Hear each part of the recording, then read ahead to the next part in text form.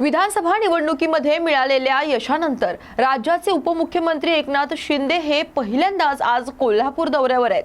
कोल्हापुरात दाखल होताच एकनाथ शिंदे यांच्या कार्यकर्त्यांनी त्यांचं जल्लोषात स्वागत केलं। यावेळी त्यांच्यासोबत सार्वजनिक आरोग्य व कुटुंब कल्याण मंत्री प्रकाश आबिटकर, खासदार धैर्यशील माने, राज्य नियोजन मंडळाचे कार्यकारी अध्यक्ष आमदार राजेश क्षीरसागर, आमदार चंद्रदीप नरके, प्राध्यापक अर्जुन आबिटकर, माजी खासदार संजय मंडलिक यावेळी उपस्थित होते।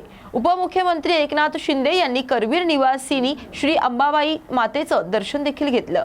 याचा आढावा घेतलाय आमचे प्रतिनिधी सलमान जमादार यांनी।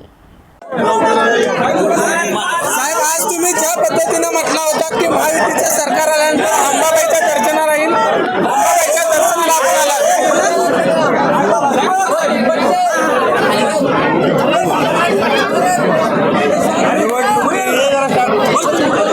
निवडणुकीच्या काळात विधानसभेच्या कोल्हापूरला अंबाबाईच्या दर्शनाला आलो आणि महायुतीच्या विजयानंतर पुन्हा अंबाबाईच्या दर्शनाला, अंबाबाईचे आशीर्वाद घ्यायला आम्ही नक्की येऊ अशा प्रकारचं तेव्हाही सांगितलं होतं।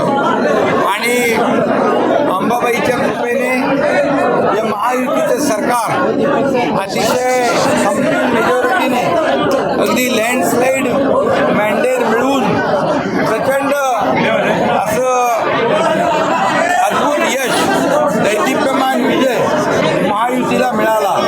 अंबाबाईच्या कृपेने, आशीर्वादाने, महाराष्ट्राच्या तमाम जनतेच्या आशीर्वादाने, लाडक्या बहिणींच्या, लाडक्या भावांच्या, लाडक्या शेतकऱ्यांच्या आणि ज्येष्ठांच्या सगळ्यांच्या, आणि त्यामुळे न भूतो न भविष्यते अशा प्रकारचं महायुतीला यश मिळालं।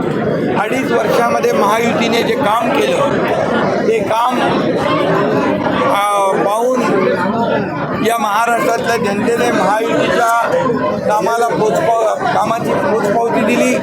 2.5 वर्षात आम्ही थांबलेले प्रकल्प, बंद पाडलेले प्रकल्प, स्टे घातलेले प्रकल्प सगळे सुरू केले आणि त्याचबरोबर लोकाभिमुख कल्याणकारी योजना देखील सुरू केल्या। म्हणजे एकीकडे विकास आणि दुसरीकडे कल्याणकारी योजना अशी साखळ घातली आणि या सर्वसामान्य महाराष्ट्रातल्या जनतेच्या जीवनामध्ये बदल घडवण्यासाठी अनेक निर्णय घेतले आणि त्यामुळे ही महायुती प्रचंड मोठ्या विजयाने त्या ठिकाणी पुन्हा स्थापित झाली आणि म्हणून कोल्हापूरवासियांनी देखील महायुतीला प्रचंड असा विजय दिला।